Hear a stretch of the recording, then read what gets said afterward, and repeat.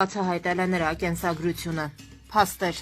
Վերջերս համացանցում տարածվեց մի լուսանկար, որտեղ Ռոբերտ Քոչարյանը Շուշիի մշակույթի եւ տուրիզմի գծով պատասխանատու Զահիդ Աբասովի հետ է։ Ադրբեջանցիները մեղադրում են Աբասովին, թե նա ընկերություն է անում հայերի հետ, սակայն նա հարցազրույց է տվել այդ թեմայով եւ անդրադարձել վերոնշյալ լուսանկարի պատմությանը։ Նա ասում է.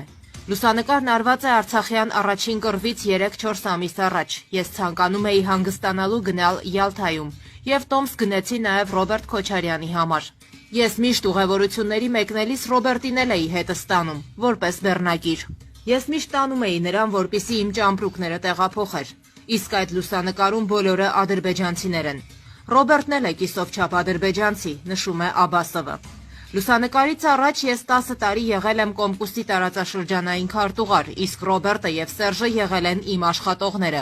Այդ ժամանակ դեռ չկար հայ-ադրբեջանական խնդիրը։ Եթե լուսանկարին ուշադիր նայեք, կհասկանաք, թե ով է այնտեղ ղեկավարը։ Ռոբերտ Քոչարյանը աղվեսի նման նստել է մի անկյունում, ասում է Աբասովը։